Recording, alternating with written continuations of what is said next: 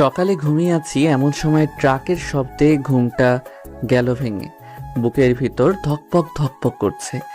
এত জোরে কেউ হর্ন বাজায়, তাও বাড়ির সামনে এসে। আম্মুকে ডাক দিলাম। কি হয়েছে? ডাকিস কেন? এই সকালবেলা ট্রাকের শব্দ কেন? মাথা মোটা, এখন 11টা বাজে। সারা রাত শুধু মোবাইল টিপা আর দুপুর পর্যন্ত ঘুমানো। তোমার খালি এক ডায়লগ। আজ ছুটির দিন বলে এত ঘুমাচ্ছি। ছুটির দিন বলে সারাদিন ঘুমাতে হবে? যাই হোক, ট্রাক কেন এখানে? পাশে পাশে নতুন ভাড়াটি আসলো তাই। ও আচ্ছা, এই জন্যই। তাড়াতাড়ি ওঠ, নতুন ভাড়াটিয়া একটু কাছে হেল্প কর গিয়ে। আচ্ছা, চেষ্টা করি। ঘুম থেকে উঠে ফ্রেশ হয়ে খাবার খেয়ে বাইরে গেলাম। ট্রাকটা এখনো আনলোড চলছে। আমি গিয়ে নতুন ভাড়াটিয়াকে ডাক দিলাম। এই যে আঙ্কেল, এদিকে আসেন। কি হয়েছে বাবা? আমি পাশের বাসাতেই থাকি। আপনারা নতুন তো, আপনাদের কি কাজে হেল্প করব? করলে ভালো হতো, অনেক জিনিসপত্র নামাতে হবে। আচ্ছা আঙ্কেল, আমি হেল্প করছি। ঠিক আছে। তারপর পুরা 2 ঘন্টা কাজ চলমান। হাত পায়ের অবস্থা শেষ।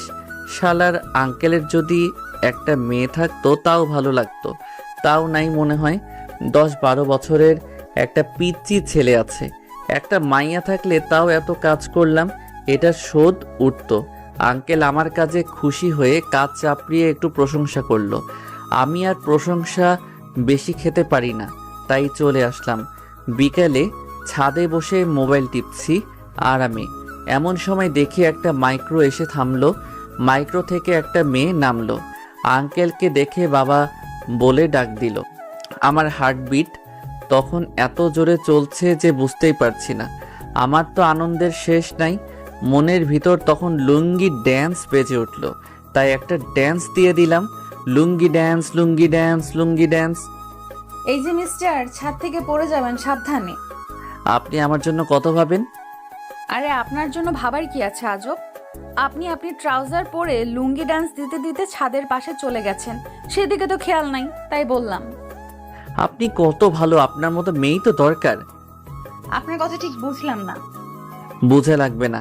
এনিওয়ে, আমি সাগর, অনার্স প্রথম বর্ষ। ও, আমি আরিয়া, মেডিকেল 3য় বর্ষ। সো আপু বইলা ডাকবা। মনের সব বাত্তি ধক কইরা নিভা গেল। শালার আঙ্কেল মেয়ে জন্ম দিছেন, আমার বয়সের দিতে পারেননি। বড় মেয়ে থাকার চেয়ে না থাকাই ভালো ছিল।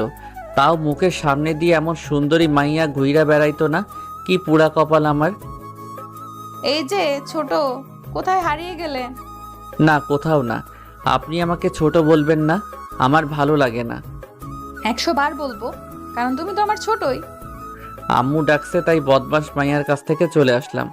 আইসাই ছোট ছোট লাগাই দিছে। পরের দিন সকালে কলেজে যাব বলে বের হয়েছি। কলেজ কাছে হওয়ায় সাইকেল নিয়ে যাই। রাস্তায় বের হয়েছে আর দেখি বদমাস মাইয়া ডাকছে। এই যে ছোট, কলেজে যাচ্ছ নাকি? মনে হয় কইসে একটা চট দিয়ে আসি, কিন্তু তাও পারবো না, তাই মনের রাগ মনের ভিতরেই রেখে দিলাম। জি। আমাকে একটু ড্রপ করে দাও তো। আপনার মাইক্রো থাকতে আমার সাইকেলে কেন ড্রপ দিবেন? তুমি ছোট মানুষ, চুপচাপ থাকবা, যা বলছি তাই করো। আমি কিছু বলার আগে সাইকেলে চেপে বসেছে, তাই আর কিছু করার নাই, যেতেই হবে এখন। আরে এত ধীরে চালাও কেন? আমার দেরি হয়ে যাবে, তাড়াতাড়ি চালাও। পড়ে যাবেন তো তাহলে। তোমার না বলছি তুমি ছোট মানুষ, কথা কম বলবা, যা বলছি তাই করো। আমিও দিছি হাওয়াই বেগের টান মনের রাগে। ম্যাডাম দেখি আমাকে এবার শক্ত করে ধরেছে। আমি সাইকেল অনেক জোরে চালাচ্ছিলাম আর আরিয়া আমাকে শক্ত করে ধরে আছে। এলাকার লোকগুলো সবাই আমার দিকে হা করে চেয়ে আছে। সবাই ভাবছে যে ছেলে রাস্তায় মেয়েদের সাথে কথাও বলে না, সে আজ একটা মেয়েকে সাইকেলে নিয়ে চালাচ্ছে। আমার কেমন লজ্জা লাগছিল, কিন্তু কিছু করতে পারছি না। সবচেয়ে অবাক বেশি হয়েছে এলাকার বখাটে ছেলেরা। তারা যেভাবে হা করে আছে, মনে হচ্ছে নিজে নিজেই ওদের মুখের ভিতর ঢুকে যায়। আমার কলেজের কিছু আগে আরিয়াকে সাইকেল থেকে নামিয়ে দিলাম। এই পিচ্চি, এখানে নামলে কেন? আপু, আপনাকে নিয়ে আরেকটু গেলে আমি আর কাউকে মুখ দেখাতে পারবো না। আসছে আমার লজ্জাবতী রে। এবার আপনি আপনার রাস্তা মাপেন, আমি আমারটা। যাও যাও, আর লজ্জা পেতে হবে না। এবার যান। সাগর, আবার কি হলো? তোমার কলেজ শেষ হবে কখন? আপনাকে বলবো কেন? না একসাথে যাব তাই। একসাথে যেতে পারবো না। আমি আমার মতো চলে যাব, আপনি আপনার মতো যাবেন। আমি এখানকার কিছুই ভালোভাবে চিনি না, আর শুনছি ওখানকার বখাটেরা খুব খারাপ। আমার ভয় করে। বুড়ি মাইয়ার আবার ভয়? এই পিচ্চি, কথা কম, যা বলছি তাই। আমি 3টার সময় এখানে অপেক্ষা করব। জানতো আমি পারবো না বলেই সাইকেল নিয়ে দৌড় দিছি। আর কিছুক্ষণ থাকলে কারো চোখে পড়ে যেতে পারে। কলেজে গিয়ে ক্লাস করলাম, বন্ধুদের সাথে ঘোরাফেরা করতে করতে 3:30 বেজে গেছে। তাই দেরি না করে সবার থেকে বিদায় নিয়ে বাসায় আসার পথে একটা তেঁতুলের আচারের প্যাকেট নিলাম। আমার খেতে ভালোই লাগে। সাইকেলে চড়ে প্যাডেল করছি, নড়ছে না। কি ব্যাপার, আমার হেলিকপ্টার তো 5 জনকে নিলেও এমন আটকায় না, আজ এমন করছে কেন? সাইকেলটা চেক করতে নিচে নেমে দেখি আরিয়া পিছনে দাঁড়িয়ে, আরও সাইকেলের চাকার নিচে ইট দিয়েছে। কি ব্যাপার সাগর সাহেব, চোরের মতো পালাচ্ছেন কেন? আমি চোর হতে যাব কেন? জানেন আমার কত সাহস? তাই নাকি? তা শুনি কত সাহস। আমি রাত 10টা পর্যন্ত এখান থেকে একা একা বাসায় যেতে পারবো। ওরে বাবা রে, আপনি অনেক সাহসী দেখছি। সব মেয়েরাই এই কথা বলে। পিচ্চি পোলার ঢং দেখো, একা একা বাসায় পালাচ্ছে আর বলে খুব সাহস। আমি মেয়েদের সাথে রাস্তায় চলি না তাই। আসছে সাধু বাবা, এখন চলো পিচ্চি। বলেই সাইকেলে চেপে বসলো। সাইকেল চালাচ্ছি এমন সময় আরিয়া বলে, তোমার হাতে কি? তেঁতুলের আচার। আমার খুব পছন্দ তেঁতুলের আচার। বলেই আমার হাত থেকে প্যাকেটটা নিয়ে নিল। আপনি এটা নিলেন কেন? আমার যেটা পছন্দ হয় আমি সেটা নিয়ে নেই। হুম।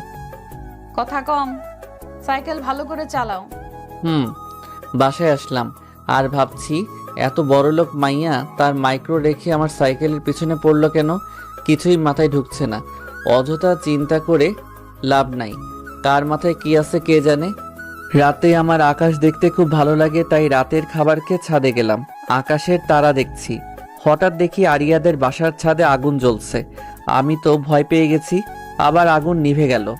আমি বাঁচলাম। আজ আর ছাদে থাকা ঠিক হবে না বলে ছাদ থেকে নামতে যাব, এমন সময় দেখি ছাদের দরজার কাছে সাদা কাপড় পরে কে যেন দাঁড়িয়ে আছে। আমি বললাম, কে ওখানে? কোনো উত্তর দিল না। কেমন বিশ্রী হাসি হাসছে আর আমার দিকে এগিয়ে আসছে। হঠাৎ আরিয়াদের ছাদে আবার আগুন জ্বলে উঠল। আগুনের আলোতে দেখি সাদা কাপড় পরে আমার দিকে এগিয়ে আসছে, আর তার হাত আর তার পা যেখানে দিচ্ছে সেখানে রক্তের ছাপ পড়ছে। ভয়ে আমার জান বুক থেকে হাতে চলে এসেছে। আমি ভয়ে থরথর করে কাঁপছি। কাছে চলে এসেছে ভূতটা। ভয়ে আমি কথা বলতে পারছি না। বিশ্রী হাসি হাসছে আর তার মুখ দিয়ে রক্ত বের হচ্ছে। আমি শুধু একবার মা বলে চিৎকার দিছি, আর কিছু মনে নাই। যখন চোখ মেললাম দেখি আরিয়া পাশে বসে আছে। আরিয়ার চোখ কেমন ফোলা ফোলা, এমনিতেই চিকনি চামেলি, মনে হচ্ছে আরো চিকন হয়ে গেছে। আমার চোখ খোলাতে আরিয়া সবাইকে ডাকলো আর আরিয়া চলে গেল। কি ব্যাপার, চলে গেল কেন? আমি কি মরে গেছি নাকি? ও আমার কথা শুনতে পাচ্ছ? কি বাজে বকছিস? শুনতে পাবো না কেন? আমি সত্যি বেঁচে আছি তো? তোর মাথা মনে হয় গেছে। ভূতে আমাকে খেয়ে ফেলেনি? ভূত? কিসের ভূত? কোনো ভূত নাই। ওই সাজে আরিয়া তোর কাছে গেছিল। কি এত বড় সাহস আমাকে ভয় দেখায়? আরিয়াকে খুঁজছি, পাইলে আজ খবর আছে। সিনিয়র ফিনিয়র দেখব না। আমি বিছানা থেকে উঠতে চেষ্টা করলাম কিন্তু পারলাম না। শরীরটা কেমন দুর্বল অনুভব করলাম, তাই আর বিছানা থেকে না উঠে শুয়ে থাকলাম। শুয়ে থাকতে থাকতে ঘুমিয়ে পড়েছি। বুঝতে পারিনি আম্মুর ডাকে ঘুম ভাঙলো। সাগর, এই সাগর, আর কত ঘুমাবি? এবার উঠ। মা ঝামেলা করো না, ঘুমাতে দাও। পুরো দিন ঘুমিয়েছিস, আর কত ঘুমাবি? এবার উঠ। আচ্ছা উঠছি। শোন। আবার কি হলো? ঘুম থেকে উঠে আরিয়ার কাছে যাবি। ওকে তো কাছে পেলে। চুপ কর। মেয়েটা সকাল থেকে এখনো খায়নি। খাইনি কেন? আমি কি জানি?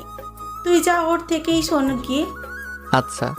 বিছানা থেকে উঠে ফ্রেশ হয়ে আরিয়ার বাড়ির দিকে গেলাম। ওর বাসায় যেতে আরিয়ার ছোট ভাই। আরে সাগর ভাইয়া, কেমন আছেন এখন? আমি তো ভালোই আছি, তোমার কি খবর? আমার খবর ভালো, আপুর খবর খারাপ। তোমার আপুর কি হয়েছে? কাল রাতে আপনার ভয় দেখানোর পর থেকে এখন পর্যন্ত খায়নি, শুধু কান্না করছে। তোমার আপু কোথায়? আপুর রুমে। আমি আরিয়ার রুমের দিকে গেলাম। রুমে ঢুকে দেখি পুরা ঘর এলোমেলো, আর আরিয়া জানালার ধারে বসে আছে। আমি আরিয়ার কাঁধে হাত রাখতে চমকে উঠে পিছনে তাকাই। আরিয়া, সিনিয়র আপু আপনি বলে কাল থেকে খাননি, কোনো কথা নাই, কান্না শুরু। আবার কি হলো? এখন আবার কান্না করছেন কেন? আমার জন্যই তোমার আজ এমন হলো। আমি বুঝতে পারিনি তুমি এত ভীতু। ওই আমাকে ভীত বলবেন না, আমি মেলা সাহসী। ওরে আমার সাহসী রে, যে ভয়ে জ্ঞান হারায়। বলেই হাসতে লেগেছে আরিয়া। আমি তার হাসিটা এক ধ্যানে দেখছি। ওর হাসিটা অনেক সুন্দর, আর কান্না মিশ্রিত হাসিটা আরও বেশি সুন্দর। যে কোনো ছেলের হৃদস্পন্দন থমকে যাবে। ভাবনার দেশে তার পৃথিবী জয় করা হয়ে যাবে কয়েক সেকেন্ডে। ওই হ্যালো, এক ধ্যানে তাকিয়ে কি ভাবছো? হকচকিয়ে কিছু না, আপনার হাসিটা অনেক সুন্দর। কেন আমি সুন্দর না? না, আপনি পেতনির মতো দেখতে বলেই দৌড় দিলাম। আরিয়া আমার পিছে পিছে দৌড়াতে লাগলো আমাকে ধরতেই, কিন্তু আমাকে ধরা এত সহজ নয়। আমি দৌড়ে বাড়ি চলে এসেছি। রুমে ঢুকে হাঁপ নিচ্ছি, এমন সময় আম্মুর ডাক। সাগরের দিকে আয়। আম্মু? আম্মুর আবার কি হলো? আম্মুর কাছে গিয়ে দেখে আরিয়া আম্মুর কাছে। তুই আরিয়াকে কি বলেছিস? কই কিছু বলিনি তো। মিথ্যা বলছে আন্টি। আমি মিথ্যে বলি না। তুই চুপ কর, সত্যবাদী উঠে আসছে। মা, একটা মেয়ের সামনে এভাবে বললে ইজ্জত থাকবে আমার? ওরে আমার ইজ্জত দাদা রে। আন্টি আমার খুব ক্ষুধা লাগছে, খেতে দিন। আচ্ছা মা, তুমি দাঁড়াও, আমি খাবার নিয়ে আসি। বলে আম্মু খাবার আনতে গেছে। তোমার আজ খবর আছে সাগর সাহেব, কি খবর? সময় হলেই দেখতে পাবে। আম্মু খবর নিয়ে চলে এসেছে। এই নাও মা তোমার খাবার। আন্টি সাগর আমাকে পেতনি বলছে, চিকনা চামিলি বলেছে, আর বলেছে ঝড়ে নাকি আমি উড়ে যাব, তাই শাস্তি হিসাবে এখন ও আমাকে খাইয়ে দিবে। শখ কত, বললেই হলো। না হলে আমি আজও খাবো না কিন্তু। সাগর, তুই আরিয়াকে খাইয়ে দে, মেয়েটা কাল থেকে না খেয়ে আছে। পারবো না। তাহলে আজ থেকে তোর খাবার বন্ধ। এটা কেমন বিচার মা? হ্যাঁ, যদি কথা না শুনিস তাহলে খাওয়া বন্ধ। ঠিক আছে, দিচ্ছি। আমি আরিয়াকে খাওয়াই দিচ্ছি, আর ও চেয়ারে বসে 32 পাটি দাঁত বের করে হাসছে আর খাচ্ছে। আমার তো গা জ্বলে যাচ্ছে, মনে হচ্ছে তুলে এক আছাড় দেই, কিন্তু কিছু বলতে পারছি না। কিছু বললে আমার খাবার বন্ধ হয়ে যাবে। হুম, হাতে কামড় দিলে কেন? ইচ্ছে করে দিছি নাকি এমনিতেই লেগে গেছে? আপনি ইচ্ছা করে দিছেন। ইচ্ছে করে দিলে তুমি কি করবে শুনি? আর খাওয়াই দিব না। আন্টি। আম্মুকে ডাকতে হবে না, আমি খাওয়াই দিচ্ছি। Good boy. খাওয়া শেষ করে আম্মুর সাথে কি আজেবাজে কথা বলে বাসায় যাচ্ছে, আর যাওয়ার সময় বলে গেল, ছোট, এটা মাত্র শুরু, বহুত কুছ বাকি হ্যায়। বলে মুখ দিয়ে ভেঙচি কেটে চলে গেল। আমি আমার রুমে চলে এলাম। মেয়েটা আমার ইজ্জত পাংচার করে দিল। শেষমেশ আমি একটা মেয়েকে খাওয়াই দিলাম। না, এটা হয় না। এর প্রতিশোধ আমি নিবই নিব। দেখে নেব আমি আরিয়াকে। আমাকে চিনে না আমি কি জিনিস। একবার খালি সুযোগ আসুক। আমি কথাগুলো ভাবছি আর আম্মুর ডাক। সাগর এদিকে আয়। কি হয়েছে মা? আজ কলেজ যাবি না? দেখছো না আমি কত অসুস্থ, তাহলে কি করে যাব? খালি বাহানা খোঁজা তোর, একটা বাহানা পেলেই হলো, তাহলে কলেজ অফ। সত্যি বলছি তো, আজ আর যাব না, কাল থেকে যাব। আচ্ছা ঠিক আছে, এক কাজ কর। কি কাজ? আরিয়া গাড়িতে সমস্যা হয়েছে, ওকে কলেজে নামিয়ে দিয়ে আয়। আমি কি জন্য ওকে নিয়ে যাব? এলাকাতে অনেক বখাটে আছে জানিস তো, মেয়েটা একা যেতে ভয় করছে। তো আমি কি করব? তুই নিয়ে যাবি? আমি পারবো না বলেই ঘরের দিকে যাচ্ছিলাম, তখন দেখি আরিয়া দরজার কাছে দাঁড়িয়েছিল, সেখান থেকে চলে গেল। আজকে আমি ঠিক প্রতিশোধ নিয়ে নিয়েছি। আমার সাথে মাস্তানি? আজকে যাও বাবা, দেখো রাস্তা কি জিনিস। রুমে এসে ঘুমিয়ে পড়ি। বিকেলের দিকে খেলতে বের হয়েছি। অনেক দিন পরে আবার খেলাধুলা করব। বন্ধুদের সাথে অনেকক্ষণ আড্ডা দিলাম। আম্মুর ফোন পেয়ে বাসায় গেলাম, কি একটা জরুরি দরকার আছে বলল। বাসায় এসে দেখি আমার বাড়িতে নতুন আঙ্কেল আন্টি, তার ছোট ছেলে মানে আরিয়ার বাবা মা আর ভাই। কি হয়েছে আম্মু? এক চর, তা 1996 সালে বাংলাদেশে যত জোরে ঝড় হয়েছিল তার থেকে দ্বিগুণ জোরে। মনে হচ্ছে গালটা অবশ হয়ে গেছে। বলবে তো কি হয়েছে, না বলেই মারতে শুরু করলে। তোকে কত করে বললাম মেয়েটাকে তার কলেজে নিয়ে যা। সময় ভালো না, মেয়েটা নতুন কিছু চেনে না, এখনো বাড়িতে আসেনি। বন্ধুদের সাথে হয়তো আড্ডা দিচ্ছে, একটু পরে হয়তো চলে আসবে। ওর আজকে দুপুরে চলে আসার কথা ছিল, কিন্তু এখনো আসেনি। আর একটু দেখেন, চলে আসবে।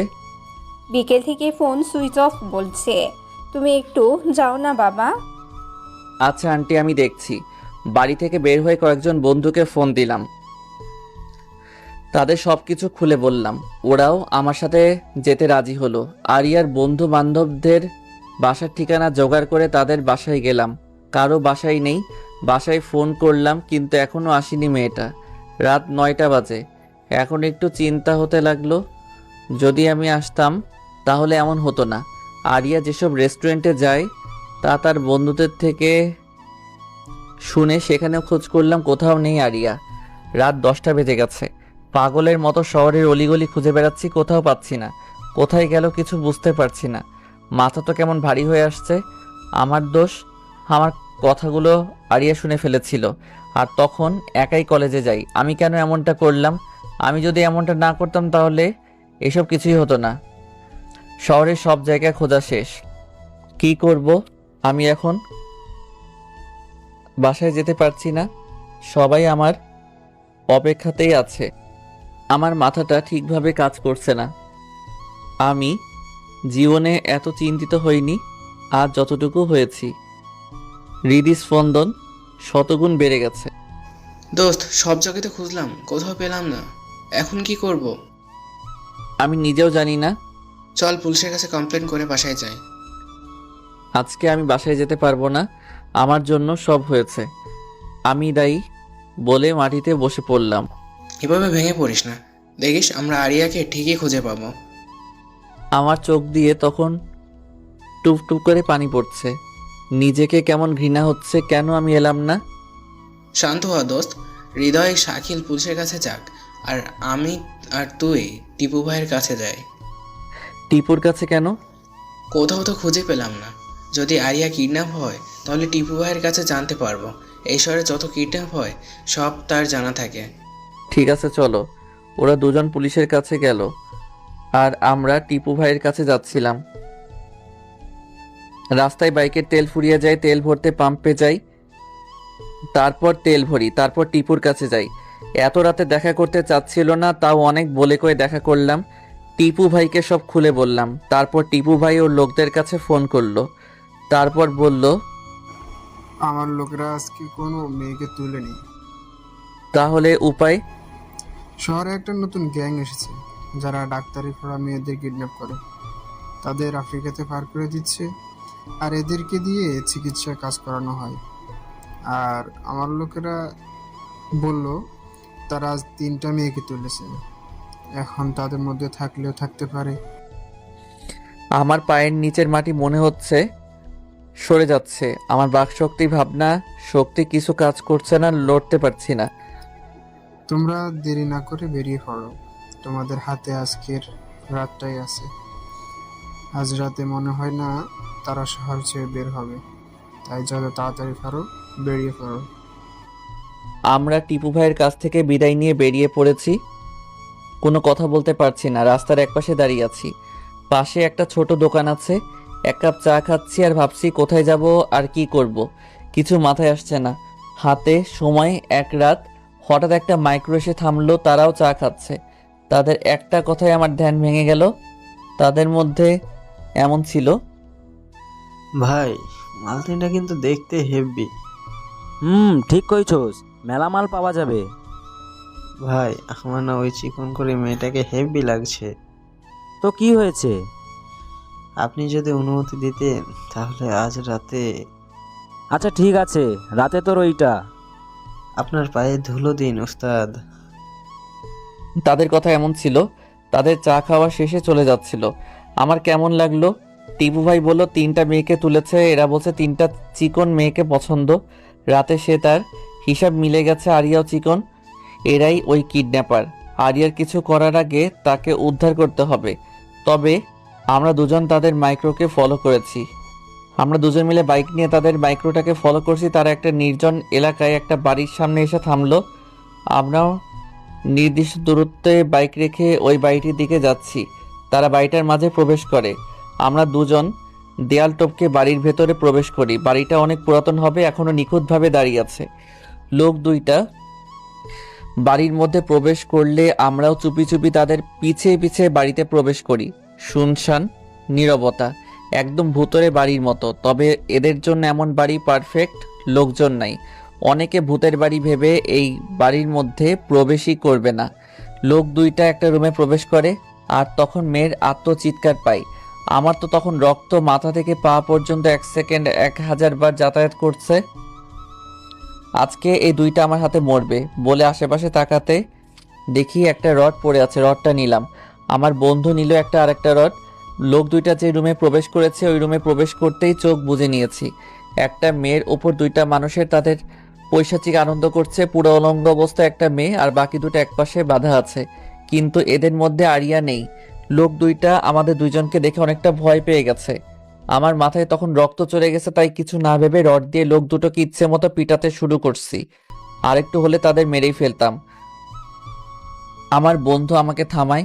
আমি উলঙ্গ মেয়েকে তার কাপড় দিলাম, সে তা পরে নিল। মেয়ে 3টা আতঙ্কে আছে বলে কথা বলতে পারছে না। আমি লোক দুটোকে এক জায়গায় বসিয়ে বললাম, তোরা এই মেয়ে 3টাকে কোথায় পেলি? আজকে এদের কিডন্যাপ করেছি। কেন করেছিস? বলে দিলাম আরেকটা বাড়ি। আমাদের এই কাজ করতে বাধ্য করা হয়। বাধ্য করা হয় মানে সবকিছু খুলে বল। বলে আরেকটা বাড়ি দিয়েছি। এত মারলে বলবো কি করে? তাড়াতাড়ি বল, আবার দিলাম নয়তো। মাথাটা খারাপ হয়ে আছে, তাড়াতাড়ি বল। আমাদের শহরে নতুন গ্যাং এসেছে। তারা ডাক্তার পড়ুয়া মেয়েদেরকে কিডন্যাপ করে আফ্রিকায় পাচার করে দেয়, কিন্তু তাদের লোক নাই এ শহরে। আর টিপুর কারণে কেউ তাদের সাথে কাজ করতে চায় না, তাই আমাদের পরিবারের প্রতি হুমকি দিয়ে এই কাজ করায়। তোদের জোর করে এই কাজ করানো হয়? তাহলে এই বাচ্চাটার সাথে এখন কি করতে যাচ্ছিলি? নেশা তো করে ফেলেছি, আর হবে না। আমরা এই কাজ ছেড়ে দেব, মাফ করে দেন। তোরা এই 3জন বাদে আর কাউকে কিডন্যাপ করিসনি? না, এই শহরে শুধু আমরাই কাজ করি এই গ্রুপে। আর আজ দিনে এই 3টে বেশি আর কাউকে কিডন্যাপ করিনি। এদের কাছে তাহলে আরিয়া নেই। এদের কাছ থেকে আর কোনো সাহায্য পাওয়া যাবে না। তাই পুলিশকে ফোন করে তাদের পুলিশের কাছে দিয়ে মেয়ে 3টাকে একটা হসপিটালে নিয়ে গেলাম। রাত তখন 2টা। মেয়ে 3টাকে হাসপাতালে ভর্তি করে তাদের জন্য ওষুধের ব্যবস্থা করছি। একজন অনেক ভয় পেয়েছে, একদম নির্বাক হয়ে আছে, আর পাগলের মতো আচরণ করছে। আরিয়াকে যদি এই গ্যাং না কিডন্যাপ করে তাহলে আরিয়া কোথায়, কি করছে এখন, কেমন আছে এখন, এসব ভাবতে ভাবতে চোখ দিয়ে টুপ করে 2 ফোঁটা পানি কখন পড়ছে বুঝতে পারিনি। মেয়ে 3টার ওষুধের ব্যবস্থা করে তাদের হাসপাতালে রেখে বেরিয়ে পড়লাম। আমার হাত পায়ে শক্তি পাচ্ছি না, নির্বাকের মতো এদিক সেদিক আরিয়াকে খুঁজে বেড়াচ্ছি। আরিয়াকে কোথায় পাবো জানি না, কি অবস্থায় পাবো জানি না, পাবো কি না তাও জানি না। কোনো প্রশ্নের গোলকধাঁধায় ফেসে গেছি যার উত্তর শুধু না। কোথায় খুঁজবো ভেবে পাচ্ছি না, শুধু খুঁজেই যাচ্ছি। পৃথিবী মানুষের সামনে এমন কিছু সময় আসে যখন তার অতীতের সব কথা মনে পড়ে যায়। তখন ভাবে এই কাজটা এইভাবে করা ঠিক হয়নি, ওইভাবে করা ঠিক ছিল। কিন্তু তখন ভাবনাটা সত্যি করা সম্ভব না, কারণ তা অতীত। কিছু অতীত সময় থমকে দাঁড়ায় যখন মানুষের জীবন থেকে কিছু মূল্যবান জিনিস হারিয়ে যায়। ছন্নছাড়া উলমাদের মতো সেই অতীতে যেতে চায়, কিন্তু তার প্রকৃতিতে নেই। আমি এখন একজন উন্মাদের চেয়ে কম কিছু নয়। কারো কথা এখন শুনতে মন চাচ্ছে না। চারিদিক ছুটে বেড়াচ্ছি, কোথায় গেলে আরিয়াকে পাবো। পুরো শহরের অলিগলির গুগল হয়ে গেছি এক রাতে, কোনো জায়গা বাদ দেয়নি। এমন পরিস্থিতি মানুষের জীবনে যখন আসে, তার বাকশক্তি, চিন্তাধারা সবকিছু লোপ পায়। মাথায় শুধু একটা কথাই বারবার রিপিট করে, ওই জিনিসটা কোথায় পাবো। আমার চোখে আরিয়ার চেহারা, মাথায় আরিয়ার কথা। পিছিয়ে আমাকে লিফটটা দাও, তোমার সাইকেল। এসব ভাবছি আর বাইক চালাচ্ছি, রাস্তা ফাঁকা। একটা খোলা মাঠ এসে থামলাম। আমি আমার বন্ধুকে বললাম, তুই বাইক নিয়ে বাসায় যা। কেন, তুই যাবি না? না, যাব না। আরিয়াকে খুঁজতে হবে আমাকে, তুই যা। দেখ সাগর, পুরো রাত খুঁজেছি, রাতে খাবারও খাস নাই। তুই এবার বাড়ি চল, কাল আমরা সবাই মিলে আবার খুঁজবো। আরিয়াকে না পাওয়া পর্যন্ত আমি ওই বাড়িতে যাব না, তুই যা। তুই চল তো। আমার তখন কারো কেয়ার ভালো লাগছিল না। আমার চোখে না ঘুমানো টেনশনের চেহারা পুরো রক্তবর্ণ। আমি ওই চোখ নিয়ে আমার বন্ধুর দিকে তাকালাম আর বললাম, তুই আমাকে জোর করতে আসিস না। আমার মধ্যে মানুষের মন নাই এখন। তোকে যা বলেছি তাই কর, না হলে তোরও পিটাই শুরু করব। আমার বন্ধু হয়তো ভয় পেয়েছিল, আবার নাও পেতে পারে, জানি না। সে কিছু না বলে বাইক নিয়ে গেল। আমি তখন এটা খোলা মাঠের মাঝে দাঁড়িয়ে, চারিদিকে আজানের প্রতিধ্বনি। আমার চিন্তাধারায় যত প্রশ্ন আছে সবগুলোর উত্তর ছিল না। মানুষ জীবনে মৃত্যুর সামনে আর এমন পরিস্থিতিতে যে কোনো কিছু করে ফেলতে পারে। এই সময়টাতে মানুষ পুরো জীবন মনে পড়ে যায়। কিছু মুহূর্ত চোখের সামনে বাস্তব হচ্ছে বলে মনে হয়। আমি আকাশের দিকে তাকিয়ে আছি। আরিয়ার নিখোঁজের পিছে আমি দায়ী। তাকে কোথায় খুঁজবো? আমি কি বাসায় যাব? তাদের বলতে পারবো আমি আরিয়াকে পাইনি? আমি একজন নিকর্মা, যার কারণে মেয়েটা নিখোঁজ। আমার চোখের সামনে গোলকধাঁধা ঘুরপাক খাচ্ছে, যার প্রত্যেকটার উত্তর না। রাতে চিন্তা, টেনশনে কান্নাটা হারিয়ে গেছিল, কিন্তু এখন চোখ দিয়ে অঝোর ধারায় বন্যা বইতে শুরু করেছে। আমার কোনো চিন্তা কাজ করছে না। আরিয়া কোথায় তুমি? গগন ফাটাতো চিৎকার দিয়ে কাঁদতে ইচ্ছে করে। আমি মাটিতে বসে পড়ে চিৎকার করে বলছি, আরিয়া, সব দোষ আমার। আমি যদি তোমার সাথে যেতাম তাহলে এমনটা হতো না। কেন আমি তোমার উপর রাগ করলাম, আর কেন তোমার সাথে গেলাম না? আমার নিজের প্রতি তখন ঘৃণা হচ্ছে। হঠাৎ চোখটা বন্ধ হয়ে যায়। সারা রাত ঘুম নাই, কখন চোখটা বন্ধ হয়ে গেছে বুঝতেই পারিনি। মাটিতে পড়ে গেলাম, এতটুকুই মনে আছে। কারোর ডাকে আমি চোখ মেলে তাকালাম। এই যে, আপনি এই মাঠের মধ্যে শুয়ে আছেন কেন? আমি তার কথাতে উঠে বসলাম। আমাকে যে ডাকছে তার বয়স 10-12 বছর হবে মনে হয়। তোমার নাম কি বাবু? অনিক। আপনি এখানে এভাবে শুয়ে আছেন কেন? এমনিতেই। কারোর সাথে ঝগড়া করে বাড়ি থেকে চলে এসেছেন? না তো, কেন? না, এমনিতেই। তুমি অনেক বড় হয়ে গেছো। হ্যাঁ, আমার মাও বলে। আচ্ছা, তাই? হ্যাঁ। ছেলেটার সাথে কথা বলতে আমার বন্ধু বাইক নিয়ে হাজির, আমাকে নিতে এসেছে। ছেলেটার কথাতে জাদু আছে। তার সাথে যখন কথা বলছিলাম তখন মনের সব ব্যথা হারিয়ে গেছিল, কিন্তু যখন আমার বন্ধু আসলো তখন আবার পুরাতন কথা মনে পড়ে গেল। আমার মাথাতে তখন আবার চিনচিনে ব্যথা শুরু হলো। আমি বন্ধুর বাইকে করে আরিয়াকে খুঁজতে বের হলাম। পুরা সকাল আবার খুঁজলাম, কোথাও পেলাম না। হাল ছেড়ে দেওয়া ছাড়া আর কিছুই করার নেই। পকেটে হাত দিয়ে দেখি ফোন নেই। বন্ধুর সাথে বাড়ির পথে ফিরতে লাগলাম। বাড়িতে ফিরে মাথা নিচু করে ঢুকলাম, দেখি মা বাবা, আরিয়ার বাবা মাও বসে আছে। তারা আমাকে দেখে কেমন চমকে ওঠার মতো আমার কাছে চলে এলো। তোর কিছু হয়নি তো বাবা? মায়ের কথাতে দেদে দিলাম, আমার কিছু হয়নি, কিন্তু আরিয়াকে পাইনি। আমি আরিয়ার মায়ের কাছে গেলাম। আন্টি, আপনার মেয়েকে খুঁজে পাইনি, আমাকে মাফ করে দিয়েন। আমার জন্য সব হয়েছে। তাদের কথা বলার সুযোগ না দিয়ে ছাদে চলে এলাম। সকালের আলোতে মানুষের কাছে পৃথিবী আনন্দময় হয়, আর আমার কাছে বিভীষিকাময়। আলো থাকা সত্ত্বেও কেমন অন্ধকার আচ্ছন্নময় লাগছে। ছাদে দাঁড়িয়ে এসব ভাবছি, হঠাৎ কারো হাত আমার পিঠে অনুভব করলাম। পিছনে ফিরে দেখি আরিয়া দাঁড়িয়ে। আমি নিজেকে বিশ্বাস করতে পারছি না যে আরিয়া আমার সামনে দাঁড়িয়ে আছে। নিজের চোখকে বিশ্বাস করতে পারছিলাম না, তাই আরিয়ার হাতে চিমটি দিলাম। চিমটি দিচ্ছ কেন? স্বপ্ন না, সত্যি তাই দেখছি। স্বপ্ন না, সত্যিই দেখতে মানুষ নিজের গায়ে চিমটি দেয়, আর তুমি আমার হাতে দিচ্ছ? কি জানি, ভুলে গেছি। আপনি কি সত্যি আরিয়া? সত্যি তোমার সামনে দাঁড়িয়ে আছি। এই দেখো। বলি এক চরের ব্যথা অনুভব করলাম। তার মানে এটা সত্যি আরিয়া? আমি 2টা চর দিছি, মেয়েটা কান্না করতে শুরু করছে। আমাকে এত জোরে মারলে? তো সোহাগ করব?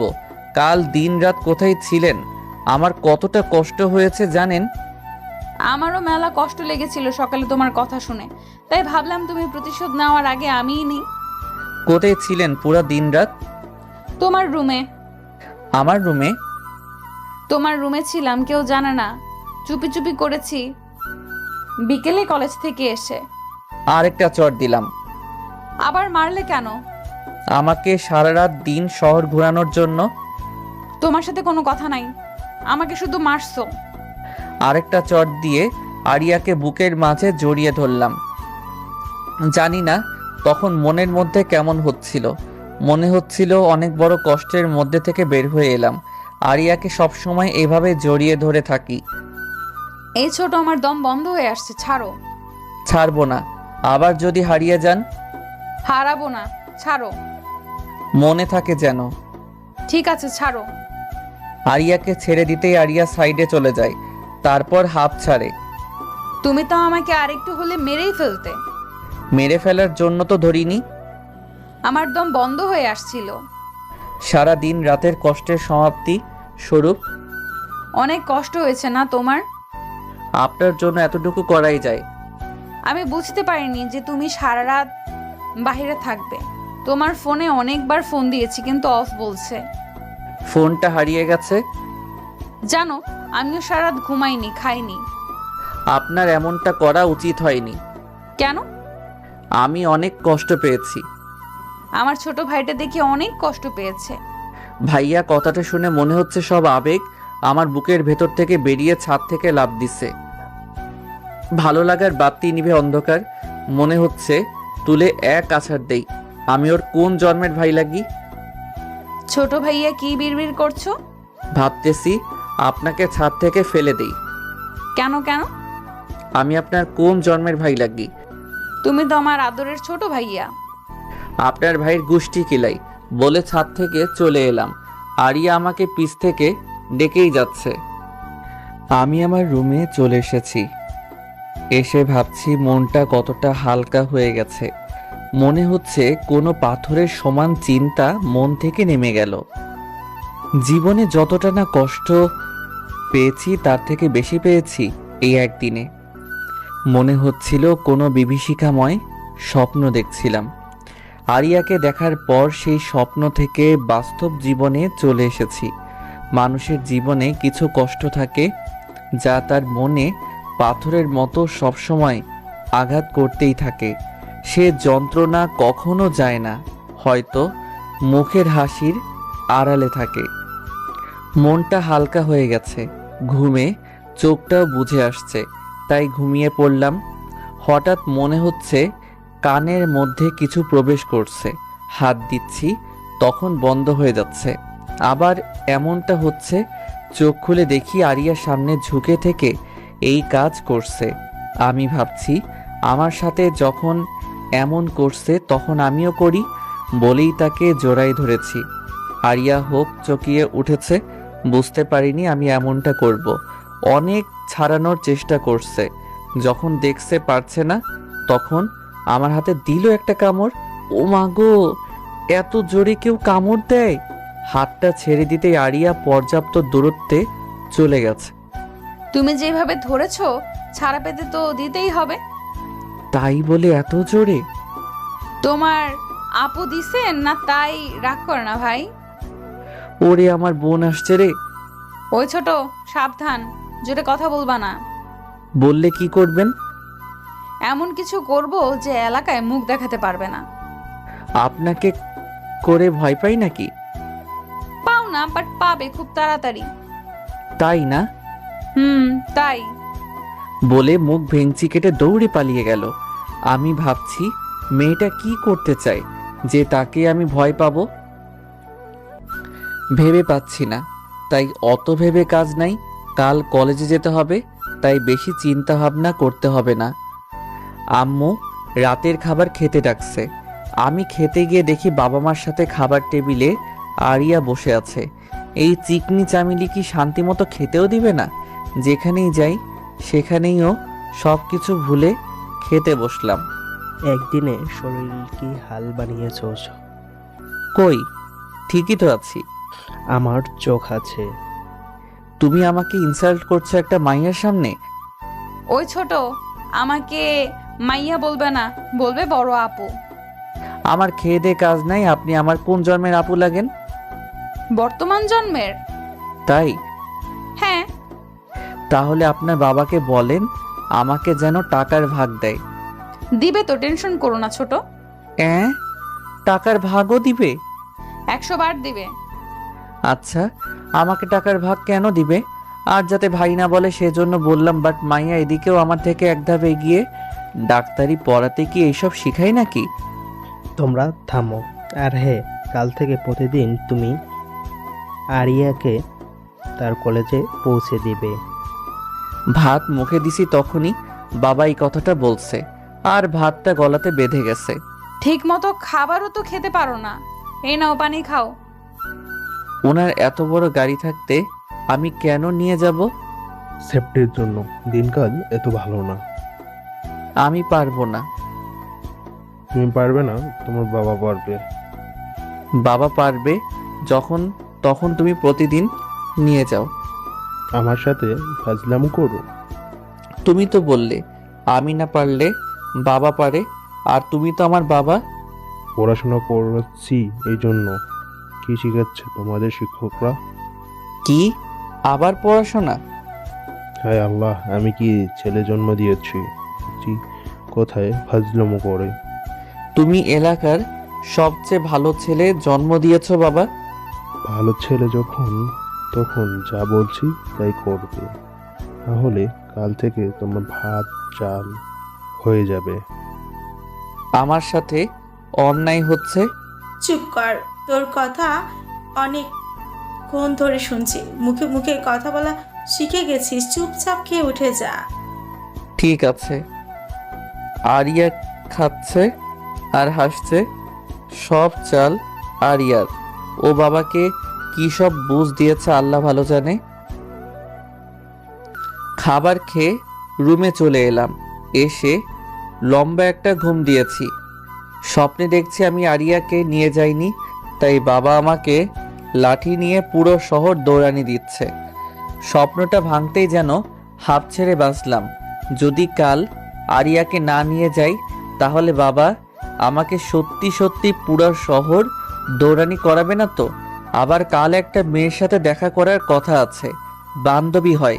আর ও যদি দেখে তাহলে পুরা কলেজে আমার ইজ্জত পাংচার হয়ে যাবে। সকাল সকাল ঘুম থেকে উঠে খাবার খেয়ে কলেজের জন্য রেডি হয়ে গেটের সামনে দাঁড়িয়ে ভাবছি আরিয়াকে নিয়ে গেলে যদি কেউ দেখে তাহলে পুরা কলেজের ইজ্জত থাকবে না। আর না নিয়ে গেলে বাবা পুরো শহর ম্যারাথন দৌড়ানি দেয়াবে। যাই হোক, দৌড়ানোর অভ্যাস আছে, কিন্তু এত বছরের ইজ্জত গেলে আর ফিরে পাবো না। আজকে এটুকু সুন্দর গেট আপ নিয়ে বের হয়েছি, কেউ যাতে দেখতে না পায়, তাই চুপি চুপি গেট থেকে বের হয়ে যাচ্ছি। বুকটা ধুকপুক করছে, যদি কেউ দেখে তাহলে আরিয়াকে নিয়ে যেতে হবে। আরিয়ার বাড়ির সামনে নিয়ে যেতে হয়, তাই চিন্তাটা বেশি। আরিয়া দেখতে পেলে তো চিল্লাচিল্লি শুরু করে দিবে। আরিয়ার বাড়ির সামনে আসতেই কেমন শব্দ শুনলাম, তারপর দেখছি বৃষ্টি শুরু হয়েছে। আকাশে তো রোদ আছে, মেঘ নেই, আবার বৃষ্টিটা শুধু আমার উপরেই হচ্ছে। আমি কি রাতে মেঘমামার সাথে গন্ডগোল করছি? এসব ভাবতে ভাবতে উপরে তাকিয়ে দেখি মেঘটা আর কেউ না, আরিয়া।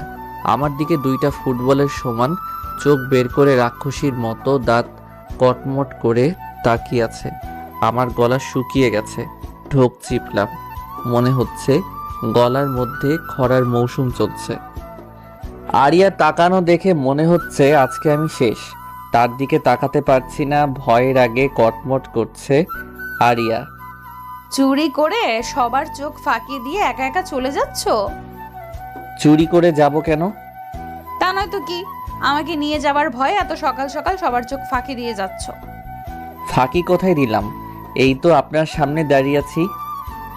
আমি যদি তোমার উপর পানি না দিতাম তাহলে কি হতো? আমি চলে যেতাম। তাহলে সেটা চুরি করা হতো না? হুম, ওটা কলেজে যাওয়া হতো। ফাজিল ছেলে সবসময় ফাজলামো করবে না। তাহলে কি করব? আমার মাথা করবে। আপনার মাথা তো আপনার ঘাড়ের উপর। চুপ, একদম চুপ ফাজিল ছেলে। একদম কোথাও যাবে না। আমি রেডি হব, তারপর তুমি ভিজা কাপড় চেঞ্জ করবে। আমার আজকে কলেজে তাড়াতাড়ি যাওয়া লাগবে, দরকার আছে। তোমার কলেজে যাওয়া লাগবে না। আমি আরিয়ার দিকে অসহায় দৃষ্টিতে তাকালাম, বাট মুখের ধরন পাল্টালো বলে মনে হলো না। আরিয়া রেডি হয়ে এসে আমাকে কাপড় চেঞ্জ করতে যেতে দিছে। তারপর রেডি হয়ে আমার হেলিকপ্টার নিয়ে কলেজের দিকে যেতে লাগলাম। আমার হেলিকপ্টারটা কিন্তু সাইকেল, অন্য কিছু ভাববেন না আব্বার। আরিয়াকে নিয়ে সাইকেল চালিয়ে অনেক সুবিধা। চিকনি চামেলি, বোঝাই যায় না সাইকেল আছে না নাই। আরিয়ার কলেজের সামনে চলে এসেছি।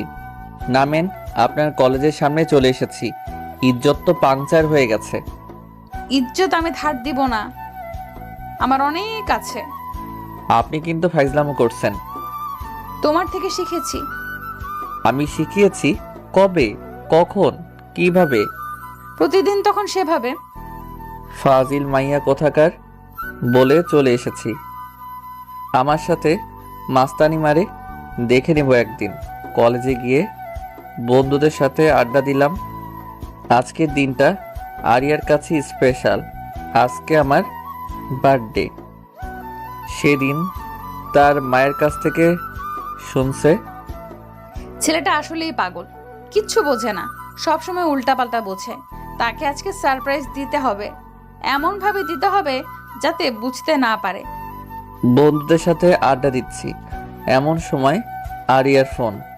ছোট ভাই, কোথায় আছো?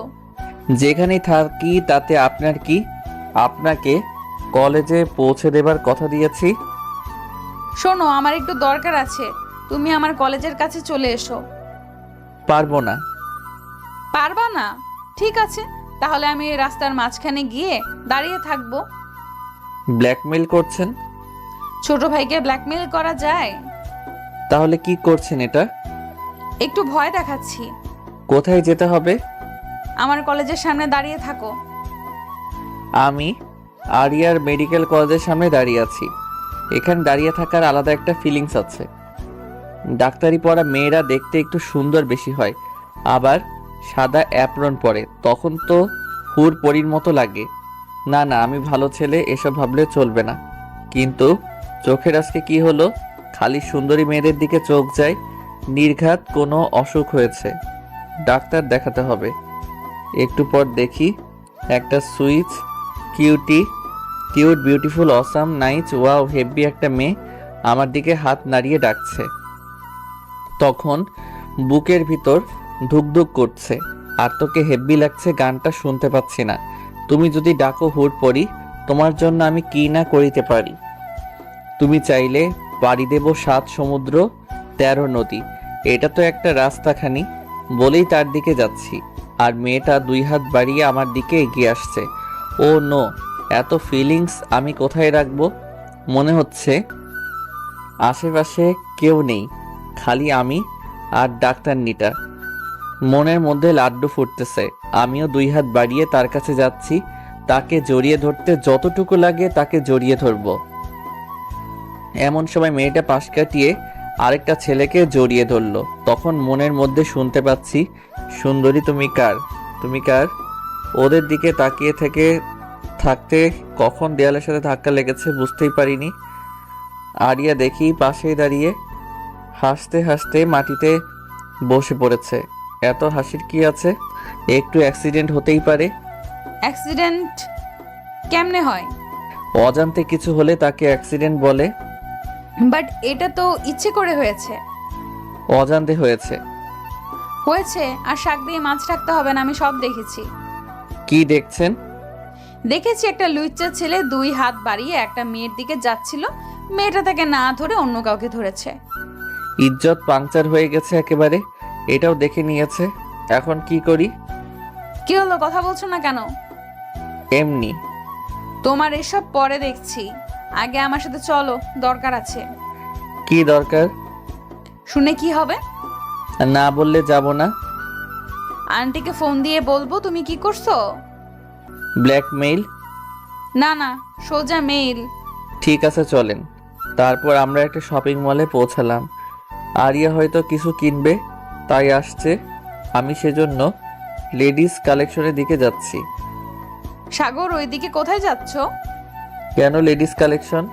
সেটা আমিও জানি, ওইদিকে মেয়েদের জিনিস। সেজন্য তো যাচ্ছি। তোমাকে যেতে বলেছি? না। তাহলে যাচ্ছ কেন? আপনি জিনিস নেবেন তাই। আমি বলছি নিব। না। তাহলে কার জন্য নেবেন? চুপ থাকো আর পিছে পিছে আসো। আমি তখন আরিয়ার পিছে পিছে যাচ্ছি। পরিচিত কেউ আমাকে দেখলে চোখ বড় বড় করে তাকিয়ে থাকছে, মনে হচ্ছে জীবনে আমাকে কখনো দেখেনি। এইটা কেমন হবে?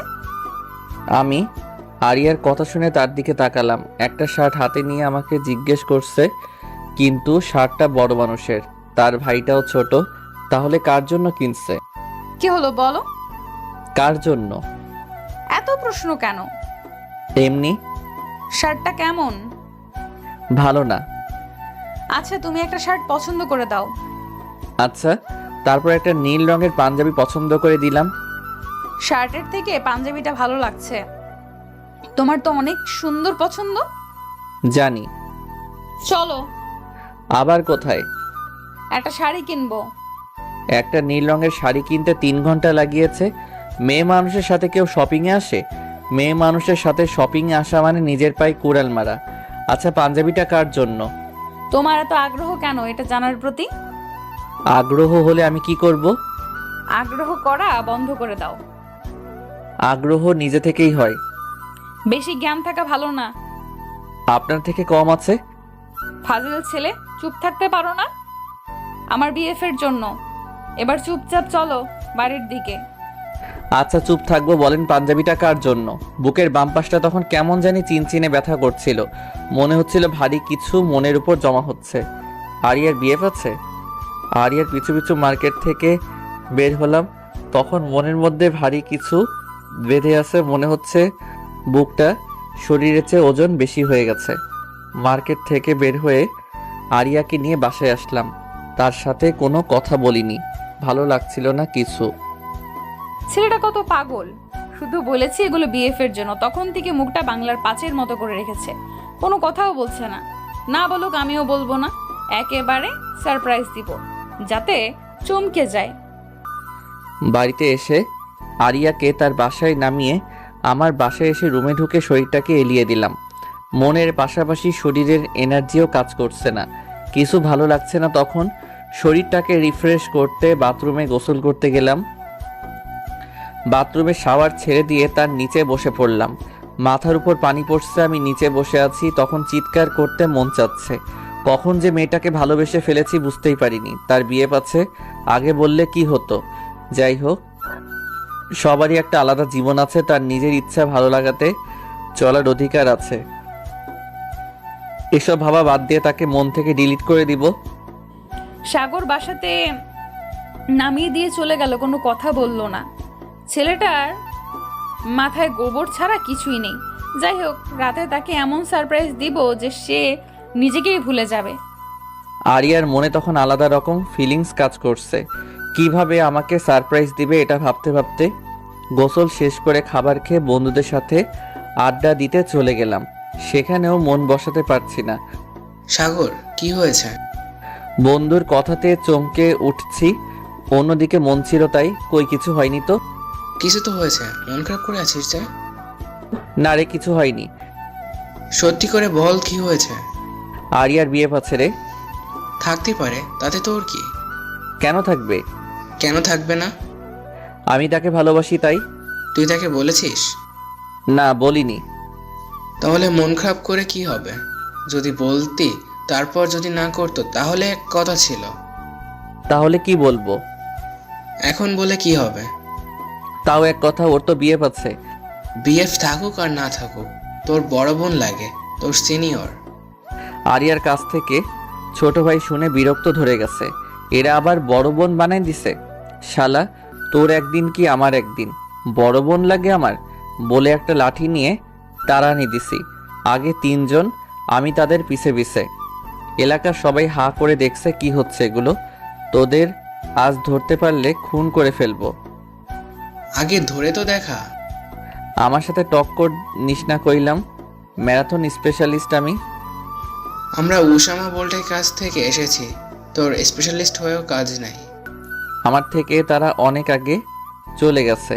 এখন যদি তাদের ধরতে না পারি পরে, তাহলে তারা আমাকে খেপাতেই থাকবে। তখন কি হবে? আর এলাকার মেয়েগুলাও দেখছে, যদি ধরতে না পারি তাহলে ইজ্জত পাংচার হয়ে যাবে। তখন কি করবে? এসব ভাবতেছি, ঠিক তখনই মাথার মধ্যে ঝাক্কাস একটা বুদ্ধি চলে এসেছে। চোর চোর, আমার টাকা চুরি করে পালাচ্ছে, কেউ ধরো। যখনই কথাটা বলেছে এলাকার বইরা থেকে শুরু করে সবাই তাদের পিছু নিচ্ছে। একজন দেখি চাইনিজ কুড়াল নিয়ে বার হয়েছে। মনে হচ্ছে আজ ধরতে পারলে তাদের কুচি কুচি করে কাটবে। আমি সবার পিছে পড়ে গেছি, সবাই আগে আগে ছুটতেছে। এক চাচার কথা, বেটা দিনের বেলায় চুরি করো, ধরতে পারলে হাত কেটে দেব। আরেকজন বলে আমি ওদের সারাদিন বাজারের মধ্যে কান ধরিয়ে দাঁড় করিয়ে রাখবো। আমি ওদের 3 জনের পিছনে দৌড়ানো বাদ দিয়ে বাসার দিকে যাচ্ছি। এলাকার লোকেরাই তাদের সামনে নিবে। আমার সাথে মশকরা করার মজা এবার হাড়ে হাড়ে টের পাবে। বাসায় এসে দেখি বাড়ি অন্ধকার, কাউকে কোথাও দেখতে পাচ্ছি না। মা, ও মা, কোথায় তুমি? বাড়িতে আলো নাই কেন? এই তো বাবা, আমি রুমে। লাইনের কোথাও সমস্যা হয়েছে, তাই সন্ধ্যা থেকে আলো জ্বলছে না।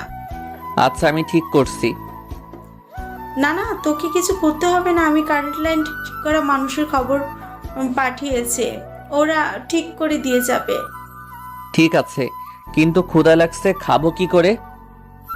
একটু দাঁড়া, মোমবাতি আনতেছে। তারপর খেয়ে দিয়ে রুমে শুতে গেছি। অনেকক্ষণ হলো, এখনো লোক আসেনি। হয়তো কোনো সমস্যা হয়েছে, কাল ঠিক করে দিয়ে যাবে। আরিয়ার বিয়ে পাচ্ছে ভেবে ঘুমও আসছে না। একটা মুভি দেখলাম, হঠাৎ মনে হলো কিছু হাঁটার আওয়াজ পাচ্ছি। ঘড়িতে তখন 11:55 বাজে। এত রাতে বাড়িতে কে আসলো? মা বাবা তো ঘুমাচ্ছে, তাহলে কি চোর? আমি তাড়াতাড়ি শব্দটা অনুসরণ করছি, দেখি ছাদের দিকে চলে গেল। আমিও ছাদের দিকে যাচ্ছি। হঠাৎ মনে হলো ছাদের দিক থেকে আবার কেউ আসছে, কিন্তু চুরি করে ছাদ দিয়ে পালাচ্ছে না তো? মা কি করে, ছাদের গেটটা লাগাবে না? কি কি যে চুরি করছে তার ঠিক নাই। আজ চোরের একদিন কি আমার একদিন। ছাদের সিঁড়ির উপর দেখি কেউ আসছে। চোরের আজ শিক্ষা দিয়ে ছাড়বো। ইয়ালি বলে পিটাতে শুরু করেছি, কোনো কথা নাই, শুধু কিল ঘুষির শব্দ। দেখি ছাদের দরজা দিয়ে আরো কেউ আসছে, তখন তাকেও শুরু করেছি। চোরের শিক্ষা আজ হবে। মারের শব্দে আর চোরের চিৎকারে মা বাবা চলে এসেছে। হঠাৎ দেখি আলো জ্বলতেছে, আর নিচে আমার বন্ধুরা পড়ে আছে। তাদের চোর মনে করে পিটিয়েছি। তোরা এখানে কি করে? মামার পর জিজ্ঞেস করেছিস আগে করতে কি হয়েছিল? আমি তাদের উঠাতেই এরা আমাকে ছাদে নিয়ে গেল, আর ছাদে আলোর ঝিকিমিকি ছড়াতে লাগলো। একটা পটকা আকাশের দিকে উঠে ফেটে গেল, আর লেখা উঠলো হ্যাপি বার্থডে। আমি তো চমকে গেছি। আমার জন্মদিন সেলিব্রেট করি না, তাই মনেও নেই, কিন্তু আজ এসব দেখে অনেকটা চমকে গেছি। কথা বলার ভাষা হারিয়ে ফেলেছি। আমি আমার বন্ধুদের জড়িয়ে ধরে বললাম, তোরা আমার জন্য এত কিছু করেছিস। কি দুঃখে তোর জন্য এসব করতে যাব? তাহলে পেছনে দেখ, ওই কি করছে। পিছনে তাকিয়ে দেখি নীল শাড়ি পরে আরিয়া দাঁড়িয়ে আছে। চোখে কাজল, একদম নীল পরি মতো লাগছে। মনে হচ্ছে এইভাবেই সবসময় তাকিয়ে থাকি। এইভাবে তাকে কি দেখছো ছোট ভাই? চুচু করে তখন বেলুনের বাতাস বের হবার মতো আমার বাতাসও বেরিয়ে যাচ্ছে। ছোট ভাই, মন খারাপ কেন? তোমার জন্য এত কিছু প্ল্যানিং করেছি আর মন খারাপ করে আছো? সব আপনার প্ল্যানিং? হ্যাঁ, আমার ছোট ভাই। কয়বার বলছি আমাকে ছোট ভাই বলবেন না? বলবো, 100 বার বলবো ছোট ভাই। হুর, থাকেন আপনার ছোট ভাই নিয়ে, আমি গেলাম। আরে আরে, কই যাও? ঘুমাতে। আমরা তো কষ্ট করলাম, আর তুমি এখন ঘুমাতে যাবে? ছোট ভাই না করলে থাকবো। ঠিক আছে, এমন করবো না ছোট ভাই। আবার সরি, এই নাও তোমার বার্থডে গিফট। পাঞ্জাবি? এটা আপনার বিয়ের জন্য কিনেছিলেন যে? আরে ধুর বোকা, তোমাকে চুপ করা কি এমনি বলছি। তাই হ্যাঁ, এখন পাঞ্জাবিটা জলদি পরে চলে এসো। তারপর আমি পাঞ্জাবি নিয়ে পড়তে আমার রুমে চলে গেলাম। আমি পাঞ্জাবি পরে ছাদে গেলাম। এতটুকু সময় আরিয়ার বাবা মা ভাই চলে এসেছে। 3 বন্ধু, আরিয়ার পরিবার আর আমার বাবা মা, একটা ছোটোখাটো পার্টি। নীল পাঞ্জাবি আমি আগে পরিনি, আজ প্রথম, তবে দেখতে ভালোই লাগছে মনে হয়। আমি ওখানে যেতে আরিয়া এসে পাশে দাঁড়ালো আর আমার বন্ধুরা হাঁ করে তাকিয়ে আছে। মনে হচ্ছে তাদের মুখের মধ্যে ঢুকে যাই। দোস্ত তোদের হেব্বি লাগছে। আমার বন্ধু বলল, ভালো জিনিস তো ভালো লাগবেই। তোর খালি উল্টা ভাবনা। কথা উল্টা ভাবা যায়? তারপর কেক কেটে বার্থডে পালন করলাম। সেদিন রাতে অনেক মজা করেছি, অনেক সারপ্রাইজও হয়েছি। আর তখনকার সবচেয়ে দেখার মতো ছিল আরিয়া। নীল শাড়ি, চোখে কাজল, একদম নীল পরীর মতো লাগছে। আমার কাছে রাতটা অনেক স্মরণীয় হয়ে থাকবে। আমি ভেবেছিলাম পাঞ্জাবিটা অন্য কাউকে দিবে, বাট আমাকে দেয়ায় অনেক খুশি খুশি লাগছে। পরের দিন আমার এক বন্ধুর আত্মীয় মারা যায়। তার সাথে আমরা 3 বন্ধু যাই অনেক দূরের পথ। সেখানে গিয়ে লাশ কবর দিতে দিতে অনেক রাত হয়ে যায়। সেদিন আর বাসায় ফেরা সম্ভব না, সে রাত ওখানেই থেকে যাই। আমাকে এখানে থাকতে একদম ভালো লাগছিল না। বাড়িতে থাকলে আরিয়ার সাথে ঝগড়া করলেও তাকে দেখতে পেতাম, আর এখন দেখতে পাচ্ছি না। একদম মন বসছে না এখানে। কেমন অস্থির লাগলে, প্রেমে পড়লে হয়তো এমনই ফিলিংস হয়। তার কথা বারবার মনে হবে, অস্থির লাগবে, তাকে দেখতে মন চাইবে, মনে হবে তার সাথে একটু কথা বলতে পারলে হয়তো। আমারও এমন হচ্ছে। কি দোস্ত এত অস্থির কেন? কোথায় অস্থির? বুঝতেই পারছি কেমন করছিস, কোনো কিছুতে মন বসাতে পারছিস না। এমনিতেই ভালো লাগছে না। আরিয়াকে মনে পড়ছে? এখানে আরিয়ার কথা কেন আসলো? যাকে ভাবছিস, যার জন্য অস্থির, তার কথা তো আসবেই। তোর এত ভাবতে হবে না, তুই চুপচাপ থাক। তোর সাথে কথা বলাই বেকার। তাহলে বলিস না। হট। রাগ করে চলে গেল। কোনো মতে রাত পার করছি, স্বপ্নেও আরিয়াকে দেখছি। এই রোগ যার হয় তার যে কি সমস্যা, কোনো মেডিসিন নাই, মরবেও না আবার সুস্থও থাকবে না, মধ্যব্যাধি একটা। পরের দিন বাসায় আসব, সেদিনও একটা দরকারে বাসায় আসা হলো না। 2 দিন অনেক কষ্টে কাটিয়েছি। মনে হচ্ছে 2 দিন 48 ঘন্টা হয়ে গেছে। তবে বাড়িতে ফিরছি, এতে অনেক আনন্দ লাগছে যে আরিয়াকে দেখতে পাবো। মুস্কি হাসছিস কেন? আমার এক বন্ধুর কথায় তার দিকে তাকালাম, কথা ঘোরাতে বললাম, কাল কার্টুন দেখছি, সে কথা মনে পড়ছে আর তাই হাসি পাচ্ছে। আচ্ছা, আমরা কি ফিডার খাই? খেতেও পারিস চুপি চুপি। তোর সব কথা দেরি করে নেওয়া লাগে। কথা তো সোজা পথেই যায়, বিজ্ঞান তো সেটাই বলছে। আর্টসের ছাত্র, তুই বিজ্ঞানের কি বুঝিস? আরে তোর মতো উল্লুকে পরিচালনার বিজ্ঞান জানি। সাগর, ভালো হবে না। কি করবি? আরিয়াকে তোর অতীত বলে দিব। তো আমি কি করব? ঠিক আছে, বলবো নি। আমি তার কথা ভাবছি। অতীত জীবনে একটা পুলিশ সুপারের মেয়েকে পছন্দ করতাম। মেয়েটা অনেক সুন্দর ছিল, কিন্তু জাদ্রেল ছিল জানতাম না। একদিন সেজে গুজে একদম নায়ক সেজে প্রপোজ করছি। তখন আমাকে তার বন্ধুদের সামনে কান ধরে উঠবস করাইছে। এই কথা যদি আরিয়াকে বলি তাহলে ইজ্জত বলে আমার কিছু থাকবে না, ইজ্জত ফালাফালা হয়ে যাবে। হৃদয়, তোর আবার কি হলো? চকলেট খাবি? আমি ছোট নাই যে খাবো। তাহলে কি খাবি? আচ্ছা, তুই হঠাৎ জামাই আদর করতে চাচ্ছিস নিজে থেকেই, বাট কেন? তুই আমার কত ভালো বন্ধু, তোর মতো বন্ধু আর একটাও নাই। আমার কথা শুনে হাঁ করে আমার দিকে তাকিয়ে আছে। কার মুখে কোন কথা শুনছি? আমার মুখে শুনছিস। কিন্তু কেন? আরিয়াকে আমার অতীতের কথা বলিস না। ও এই ব্যাপার, তাই বলি কার মুখে কি কথা। আমার ইজ্জতটা রাখিস দোস্ত। পারবো না। ঠিক আছে, তাহলে আমিও সামিয়াকে বলবো তোকে একটা মেয়ে পাবলিক প্লেসে থাপড়াইছিল। তোর মনে আছে? থাকবে না কেন? কেন থাপড়াইছে তাও মনে আছে। দোস্ত চুপ কর, ওই কথা বললে সামি আমাকে থাপড়াবে। এক শর্তে বলবো না। কি শর্ত? তুই আরিয়াকে কিছু বলবি না, আমিও তাহলে সামিয়াকে কিছু বলবো না। ঠিক আছে, রাজি। ওকে। তারপর নিশ্চিন্ত মনে বাড়িতে আসতেছি। বাড়িতে এসে দেখি বাড়িতে কেউ নাই। বেল দিয়ে দিয়ে দরজা খুলছে না। আমি ফোন বের করে মাকে ফোন দিলাম। মা, কোথায় তুমি? আমি বাড়ির বাহিরে দাঁড়িয়ে আছি। আমি তোর বাবা আরিয়ার বাসায় আছি। ওখানে কেন? কারণ আছে, তুই এখানে আয়। আচ্ছা। ফোনটা রেখে আরিয়ার বাড়িতে গেলাম। তো আমার বাবা মা সহ আরিয়ার কয়েকজন আত্মীয় এসেছে দেখছি।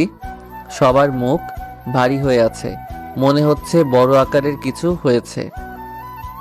আমি গিয়ে মাকে ডেকে নিয়ে এক সাইডে এলাম।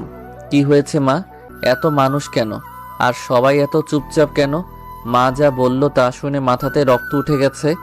ঘটনাটা এমন, আজ সকালে আরিয়া তার কলেজ যাওয়ার পথে কিছু বখাটে ঝামেলা করে, আসার পথেও।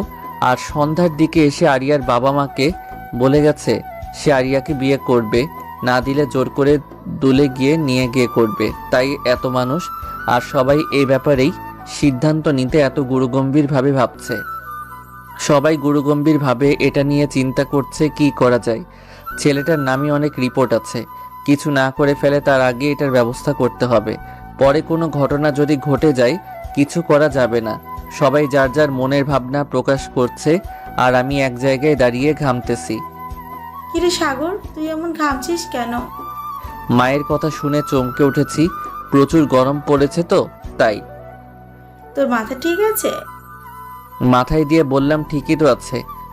মাথার উপর ফ্যান চলতেছে আর তোকে গরম লাগছে? গরম মনে হয় আমার উপর রাগ করেছে। কি সব যাতা বলছিস? কি হয়েছে তোর? কি করে বলি? আরিয়ার বিয়ের চিন্তা করছে সবাই। আমার মনের ভিতরে তখন খরার মৌসুম শুরু হয়ে গেছে। কিছু না, বড়দের সবার কথাতে একটা কথা বুঝলাম, আরিয়ার বিয়ে দিতে হবে, না হলে সমস্যা। এখন কার সাথে দিবে এটাই ভাববার বিষয়, কারণ বেশি দেরি করা যাবে না। কিছু ঘটার আগেই সব কাজ শেষ করতে হবে। আরিয়ার মন খারাপ, তার কত স্বপ্ন ছিল সে একদিন ডাক্তার হবে, মানুষের সেবা করবে, কিন্তু তা আর হবে না একটা বখাটের ভয়ে। তাই বলে এত তাড়াতাড়ি বিয়ে দিবে? খুব কান্না করতে ইচ্ছা করছে আরিয়ার। সবার সিদ্ধান্ত হলো আরিয়ার মামাতো ভাইয়ের সাথে তার বিয়ে হবে। এটা শুনে আমার বুকে চিনচিনে ব্যথা অনুভব করতে পারছি। মনে হচ্ছে দিলটা বুকের ভিতর থেকে লাফ দিয়ে বেরিয়ে ফ্যানের সাথে লটকে যাবে। আমার আর এখানে থাকা সম্ভব না। যাকে ভালোবাসি তার বিয়ে অন্য কারোর সাথে হবে শুনে কি করে থাকি? কেউ থাকতে পারবে না। আমি আমার বাড়িতে চলে এলাম। এসে বাথরুমে ঢুকে অনেকক্ষণ গোসল করলাম। আমার যখন মন খারাপ থাকে বা কষ্ট পাই তখন অনেকক্ষণ গোসল করি।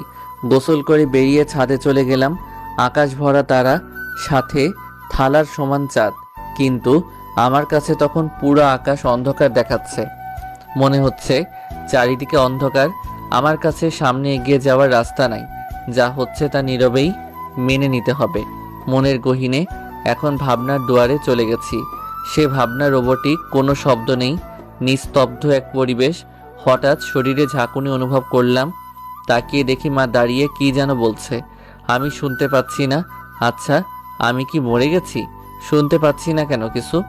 গালের উপর ঠাস করে একটা শব্দ হলো। এবার সব শুনতে পাচ্ছি। তার মানে বেঁচে আছি। আমাকে মারলে কেন? কতক্ষণ থেকে কথা বলছি, যা বলছি তা শোনা বাদ দিয়ে আবার ভাবনার জগতে যাচ্ছিস?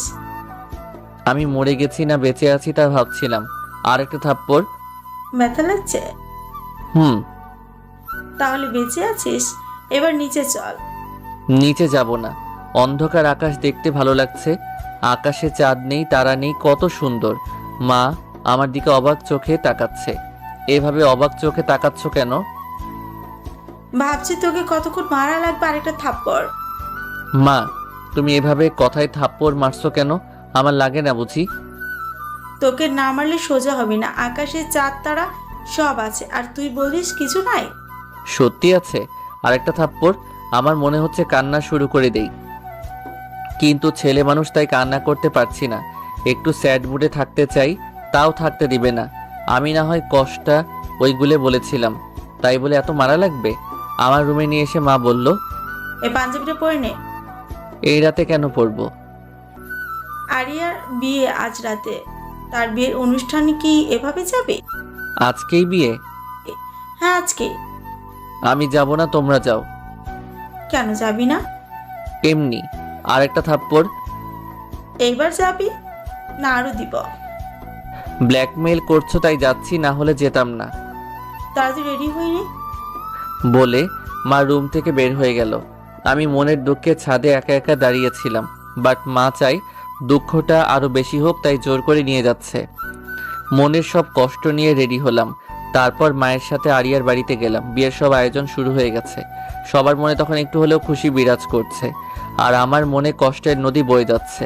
না, কাউকে বলতে পারছি না, কাউকে বুঝতে পারছি। আমি গিয়ে একপাশে দাঁড়িয়ে আছি, কেউ আমার সাথে কোনো কথা বলছে না। আমি মনে মনে একটু শান্তি পেলাম। কষ্টের দিনে একা চুপচাপ তো থাকতে পারছি। সব আয়োজন শেষ। আরিয়াদের পরিচিত কয়েকজন লোক এসেছে, আর প্রতিবেশী কয়েকজন। আরিয়াকে সাজিয়ে নিয়ে আসা হচ্ছে। নীল বেনারসি পরে তাকে নীল পরীর মতো লাগছে। চোখে কাজল, চোখের দিকে তাকালে যে কোনো ছেলে ঘায়েল হয়ে যাবে। আচ্ছা, আমি খুশি হচ্ছি কেন? এই সাজে তো আরিয়া অন্যের ঘরে চলে যাবে, তাহলে তো কষ্ট পেতে হবে আমাকে। মনটা খারাপ করে অন্যদিকে তাকালাম। আরিয়াকে দেখব না, কিন্তু ওই যে ছেলের মন কুত্তার লেজের মতো, হাজার দড়ি দিয়ে বাঁধলেও সোজা হয় না, তেড়ি তেড়িই থাকে। এত সুন্দর সাজে না দেখে থাকা যায়? তাই আমি আবার তার দিকে তাকালাম। আরিয়া মাথা নিচু করে আছে, হয়তো লজ্জা পাচ্ছে, বাট আমি পাচ্ছি না। আমি এক ধ্যানে দেখছি। আর তো কোনোদিন দেখা হবে না, তাই আজকেই দেখি মন ভরে, সারা জীবনের জন্য। সাগর ভাই, আপনি ওইভাবে আমার আপুর দিকে তাকিয়ে আছেন কেন? আরিয়ার ভাইয়ের কথা শুনে ভেবাচেকা খেয়ে গেছি। এমন প্রশ্ন করবে আমি ভাবতেও পারিনি। তোমার আপুকে কেন দেখতে যাব? আমার কি কাজ নাই? আমি তোমার আপুর কাপড় দেখছিলাম। কাপড় কি অন্য কেউ পরে আছে? তোমার বোনকে দেখিনি। আমি তো দেখলাম হা করে তাকিয়ে আছেন। কেন রে, হাঁ করে তাকিয়ে থাকলে সমস্যা? হ্যাঁ সমস্যা, আমার আপুর পেট খারাপ করবে। এই বেটা আমার থেকে বড় জিনিস, এর কাছে থাকলে মান ইজ্জত বলে কিছু থাকবে না, সব পাংচার হয়ে যাবে। তাই তার কাছে অন্য জায়গায় গেলাম। আরিয়া বসে আছে, বাট জামাই কোথায় কিছু বুঝতে পারছি না। কোনটা জামাই? কাজী সাহেব এসে গেছে। কাজী জামাইকে ডাকতে বললে মা আমাকে ডাকছে। কি হয়েছে মা? আরিয়ার পাশে বস। আমি কি জন্য বসবো? তোর সাথে বিয়ে তাই? মিথ্যা কেন বলো? আমি নিজের কানে শুনেছি তার মামাতো ভাইয়ের সাথে বিয়ে। আরিয়া ওটা না করে দিয়েছে আর তোকে বিয়ে করতে চেয়েছে। আমাকে? হ্যাঁ তোকে। আমার মাথা ঘুরতেছে, মনে হচ্ছে চারিদিকে সবকিছু ঘুরতেছে। কখন যে মাথা ঘুরে পড়ে গেছি বুঝতেই পারিনি। যখন চোখ খুলে দেখি আরিয়ার সামনে দাঁড়িয়ে, আর তার হাতে একটা গরুর ইঞ্জেকশন। চোখ খুলে আরিয়ার হাতে ইঞ্জেকশন দেখে আমি তো ভয় পেয়ে গেছি। আমার ইঞ্জেকশন দিতে ভয় লাগে, আর আরিয়া ইঞ্জেকশন নিয়ে দাঁড়িয়ে আছে। আপনি এই ইঞ্জেকশন দিয়ে কি করবেন? তোমাকে দিব। কেন? আমি ইঞ্জেকশন দেই না। তুমি দাওনি তো কি হয়েছে, আমি দিব। না, আমি দিব না। বলে উঠে পালাতে যাব, তখন আরিয়া আমাকে ধরে ফেলেছে। পালাচ্ছ কোথায়? আমার বাড়িতে যাব, থাকবো না এখানে। আমিও তো যাব একটু পর তোমার বাড়িতে। আপনি কি জন্য যাবেন? ওমা, শ্বশুর বাড়িতে যাবো না তো কার বাড়িতে যাব? আপনি খারাপ ডাক্তার, এত বড় বড় ইঞ্জেকশন মানুষকে দেন। আপনাকে কে বিয়ে করবে? তুমি করবে, আর এখন করবে। আমি করব না। হাতে ইঞ্জেকশন নিয়ে। এটা তাহলে তোমাকে দিতে হবে। না, আমি দিব না। তাহলে এখন আমার সাথে চলো। কোথায়? বিয়ে করতে। আমার বিয়ে করার বয়স হয়নি। বলতে যা দেরি, এক চর মারলেন কেন? আরেক চর? এত চর মারছেন কেন? যখন আমি তোমাকে বিয়ে করতে চাচ্ছি তখন তোমার সমস্যা হচ্ছে। তোমার মতো একটা পিচ্চি ছেলেকে আমি বিয়ে করছি। ঠিক আছে, আমি আমার মামাতো ভাইকেই বিয়ে করছি, তুমি থাকো এখানে। আমি আরিয়ার হাত ধরে ফেলেছি, ওই ব্যাটার সাথে বিয়ে করতে দিলে তো করবেন। কে করতে দিবে না শুনি? আমি করতে দিব না। তুমি তো আমাকে বিয়ে করবে না। কে বলছে করব না? এখনই করব। আরিয়াকে কোলে তুলে নিয়ে রুম থেকে বাহির হয়ে যাচ্ছি। এই কি করছো? সবাই কি ভাববে? যার যা ভালো লাগে ভাবুক। আমার লজ্জা লাগছে। কাপড় দিয়ে মুখ ঢেকে নেন, তাহলে আর লজ্জা লাগবে না। আমাকে এইভাবে আরিয়াকে নিয়ে বাহিরে আসতে দেখে সবাই হা করে আছে। মনে হচ্ছে আরিয়াকে কোলে করে নিয়েই তাদের মুখের মধ্যে ঢুকে যায়। আমি যেভাবেই আরিয়াকে নিয়ে আসি না কেন, তাদের অবাক হবার কি আছে? আরিয়াকে বাহিরে নামিয়ে দিলাম, তার মা তাকে নিয়ে গেল। আমি আমার জায়গাতে চলে এলাম। কাজী সাহেব তার কাজ আরম্ভ করলো। যখন কাজী সাহেব কবুল বলতে লাগলো, তখন দুনিয়ার সব কথা মাথার মধ্যে ঘুরছে। সাগর, তোর স্বাধীন জীবন শেষ।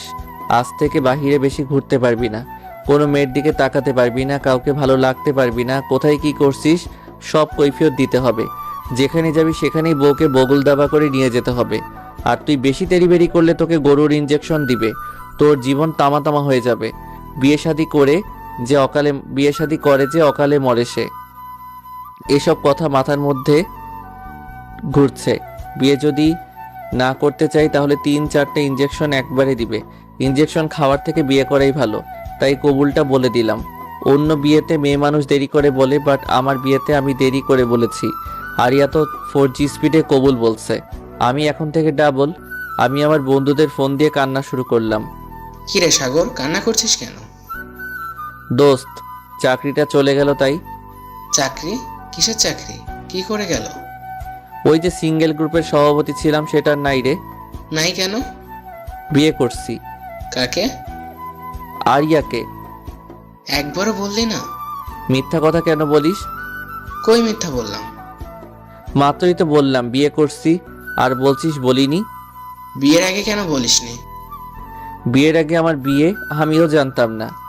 তাহলে যখন জানলি? বিয়ের পরে। ফাজলাম করিস?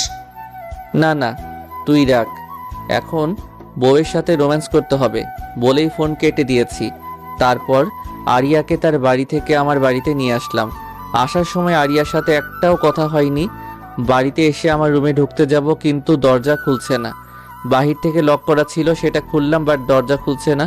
ভেতর থেকে লক হয়েছে মনে হয়, কিন্তু ভিতর থেকে লক হলো কি করে? ভূত টুত ঢুকেনি তো?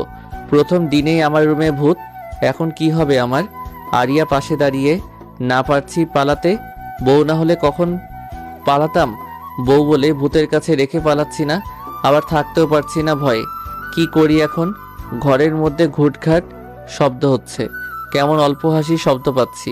আজকে আর রক্ষা নাই।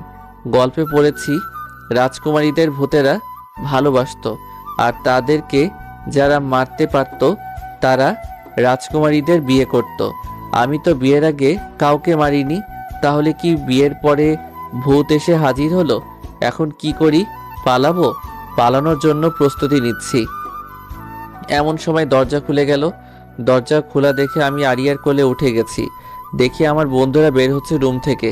তোরা আমার রুমে কি করছিলি? তোর বিয়ে আর আমরা আসবো না? বল, এটা হয়? তোরা সত্যি আমার বন্ধু তো? কেন, কি মনে হচ্ছে? ভূত মনে হচ্ছে? আমরা জীবন্ত মানুষ। তুই ভাবের কোল থেকে নাম। বেচারি হাঁপিয়ে গেছে, এই চিকন শরীর নিয়ে তোকে ধরে আসে। আমি বউয়ের কোলে আছি? না, আমার কোলে। তোর কোলে থাকলে আমি এই পার কেন? তাকিয়ে দেখ কোথায় আছিস। তাকিয়ে দেখি আরিয়া আমার দিকে তাকিয়ে আছে আর রাগে ফুঁসতেছে। আমি আরিয়ার কোল থেকে নেমে তাকে নিয়ে ঘরে গেলাম। দেখি পুরা ঘর সাজানো। এই ঘর আবার কে সাজালো? আমরা সাজিয়েছি। আমার বন্ধুদের কথা শুনে পিছে তাকাই। আমার বিয়ের কথা তোদের কে বলছে? তোর মা। আর আমরা এসে ঘর সাজানোতে ব্যস্ত ছিলাম, তাই তোর বিয়েতে যেতে পারিনি। আর আমাকে বললি কেন তোদের বলিনি? বলে তাদের তাড়ানি দিছি, আর ওরা পালিয়েছে। বিয়ে বাড়ির সব কাজ সম্পন্ন। এখন ঘুমানোর সময়। আমি বন্ধুদের সাথে আড্ডা দিয়ে খেয়ে রুমে গেলাম। দেখি আরিয়া মাথায় ঘোমটা দিয়ে বেডে বসে আছে। আমার বুকটা কাঁপতেছে। বিয়ে তো জীবনের প্রথম করছে, আবার সিনিয়র মেয়েকে। আজ থেকে আমার একার বেডরুম আরেকটা মেয়ের সাথে শেয়ার করতে হবে। আমি আরিয়ার পাশে গিয়ে দূরে দূরে বুকে নিয়ে বসেছি। অনেকক্ষণ কোনো কথা বলিনি, চুপচাপ ছিলাম দুজনে। কারো মুখে কোনো কথা নাই। প্রথম বিয়ে, তাও সিনিয়র মেয়েকে করলে এমনই হয়। আপনার ঘুমটা একটু সরান। কোনো কথা নাই। কি হলো, কিছু বলছেন না যে? তোমার বউয়ের ঘোমটা তুমি সরাবে না, আমি কেন সরাতে যাব? বউয়ের ঘোমটা স্বামী সরায়? তো অন্য করে সরাই নাকি? আমি এর আগে বিয়ে করিনি তো তাই জানি না। আমি কি আগে বিয়ে করছি?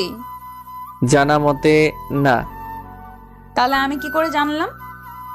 আপনি মনে হয় বিয়ে করছিলেন আগে। আরিয়া ঘোমটা ফেলে আমার দিকে রাগে কটমট করছে আর একটা ইনজেকশন বের করেছে। এটা আবার এখানে কেন?